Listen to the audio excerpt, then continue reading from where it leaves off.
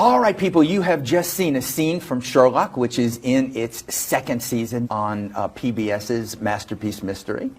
And Benedict Cumberbatch, who plays Sherlock, brilliantly, I have to say, is here to prove that he's just as brilliant when he's not playing Sherlock. Oh, God, no. Well, yes, I've lost do already. it. Okay, I'm just leaving it to you. Did you have any moment of hesitation when you were offered this? Oh, huge. I mean, not when I was offered it, because by then I'd read the script, but when I first heard of the idea, I think both Martin Freeman and I both kind of flinched, and the idea of reinventing something which is so iconic and so untouchably brilliant in its original form was sort of distasteful and smacked of a cash cow or some kind of horrible cultural kind of cannibalism, pop eating itself, if you will, and I really shied away from it. I was also a little bit nervous about the idea of stepping into the limelight.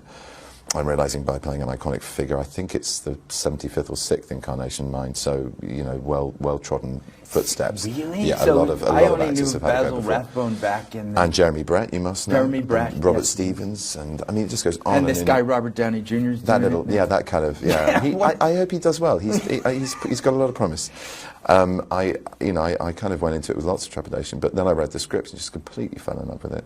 There's something about the voice, the tenor of it.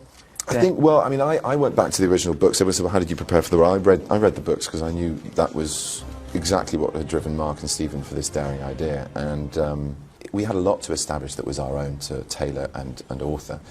And yet, at the same time, I had to bring, in my mind, I had to bring an element of otherworldliness, or at least other timeliness to him. And coming from a posh boarding school, looking the way I do, having done some period dramas, you know, I think that the fit was very good, and I think that was what Mark and Stephen wanted to use me for initially. And then I read for them, and they were like, "Oh, good, our instincts were right." And it's been a marriage of bliss ever since. I mean, I don't know if Robert Downey wrote you a nasty note and said, "How dare you? This is my problem." No, apparently, I mean, because I got to know Jude Law quite well because of working with his best friend Johnny Lee Miller on Frankenstein, and they both really like it, but sort of through gritted teeth, you know.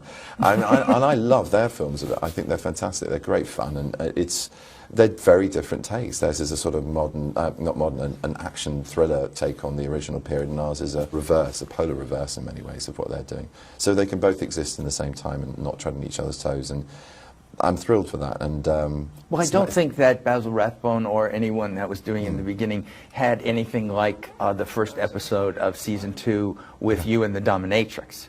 True. I mean, that was true. Yeah, we have a little bit more freedom. How did you want to put yourself forward as this character? I would say, well, first of all, the deduction scenes are the big kind of walls. I go, wow, okay, that's a good 2.5 pages of incredibly complex plot exposition, but, you know, sharpened and polished into this entire narrative. And so I set about work on those quite early on. I look at the action scenes as well. I also think about, you know, the interaction and the growth of the character and the arc and where the relationships are developing. And I just get itchy to do it, to be honest. I mean, they're just really enticing scripts. You just want to get on and get playing, really. And I mean, Martin and I text each other. They often arrive as we're doing the first one. We get the second and then the third. Martin, who is playing John Watson, and who is doing that little radio play, The Hobbit. Yeah, BBC 4 drama somewhere. Yeah, no, he's amazing. What is wrong with Sherlock Holmes? Does he have Asperger's? Is he? What is it? Here's the thing. I mean, I think he's basically.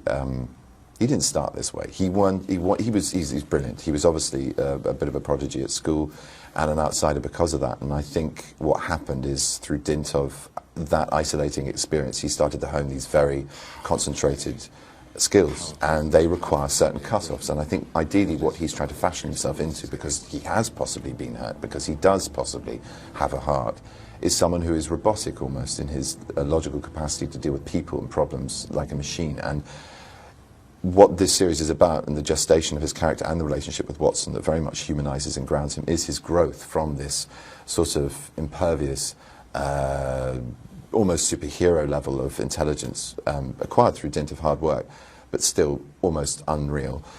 He protects that to a point whereby he can't anymore. He has to, and his guard's let down by his feelings, the fact that he's revealed to be human. So we see eventually a humanization of him, I guess. And I don't know, I think that's his biggest problem, is wanting to be more than human and escape the frailties of being human, but while at the same time being human. Don't mention the unsolved ones. People want to know you're human. Why? Because they're interested. No, they're not. Why are they?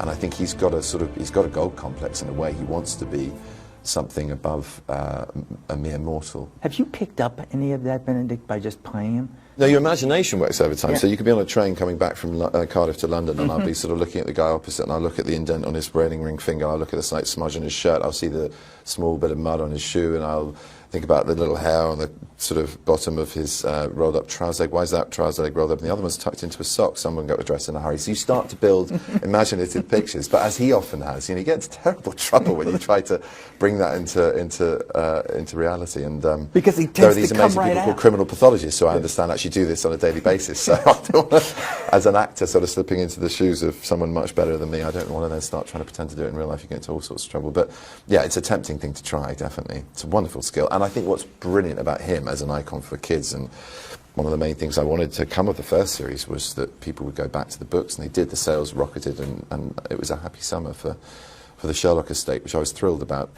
Before you can think about what you're going to sing for Right. me, I'm just asking for a snippet, a musical snippet that will identify the inner Benedict Cumberbatch to the world that's out there now listening. Okay. There's no pressure on this. Okay.